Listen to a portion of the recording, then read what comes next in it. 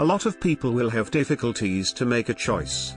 For example, every morning after getting up, don't know what to wear to work, don't know which restaurant to go to, don't know which food to order when holding the menu. One of my friends, she was considering to break up with her boyfriend. She didn't think her boyfriend loved her enough. She wanted to find someone who really loves her. However, she worried that after breaking up with this boyfriend, the next one is not as good as this one. So, she tangled on how to make the choice. Last year, I faced a major decision. Several colleagues of my age planning to resign. Because our relationship is quite close to each other, I found that they can freely do what they want to do, and their salary is similar to me. I'm starting to falter. This makes me linger for a long time, weighing the pros and cons. If I resigned, I can go all out to do what I like, have more energy and time. 3 years later I will definitely be better than now. If I continue to work in this company, after 3 years, I might still be the same. Almost every one of us is going to get caught up in a similar tangle. Why do we get tangled up easily? The inertial thinking patterns of humans' brains like simple choices. Because everything has good and bad aspects. Even it is not a good side, if we lost, we will still look at it as a huge loss. Our brain has a working principle. The minimum principle of labor is to be as simple as possible, and like to based on habits. When you make a choice, you may face too much unknowns and uncertainties, and your brain has to re-establish a new links and thinking, which is not in line with how the brain works, and this develops fear. But the complexity of things goes far beyond simple good and bad, and there is even more uncertainty implied, which is unknown to us. In this way, it is easy to have difficulties to make a choice. Another reason is you are not clear enough about the goals you want. For example, some students when choosing their major, they appeared to be confused. This is because they only know the general situation of the major, don't understand the specific details enough. There are too many unknown and causing them having a hard time to make a choice. If you go to a restaurant, and you know very well what is the specialty of this restaurant.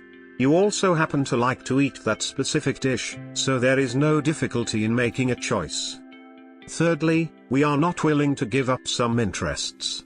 When facing the dilemma of making a choice, the French philosopher, Britain, put forward an expression, Buridan's ass, that is, a perfectly rational donkey in the middle of two teams of equal quality hay may be starved to death because it cannot make any rational decision as to exactly which pile of hay to eat.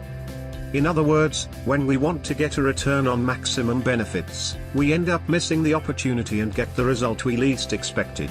Therefore, when facing choices, not that we don't know how to choose, but we are not willing to give up. The fourth reason why we are unable to choose is that we are not willing to bear the potential responsibility.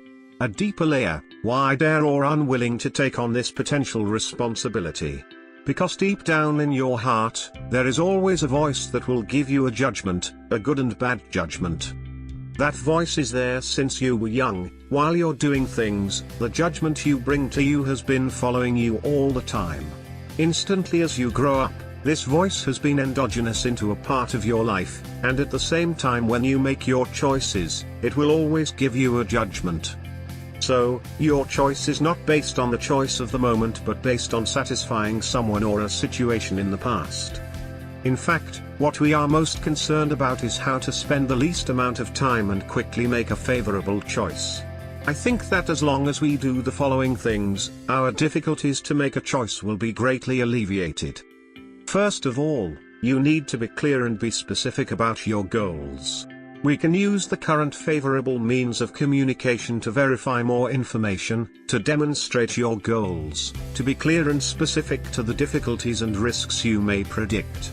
When this risk and feasibility reaches about 80% or to the extent that you can accept, you have to firmly believe that your goals are feasible and you will unswervingly carry out.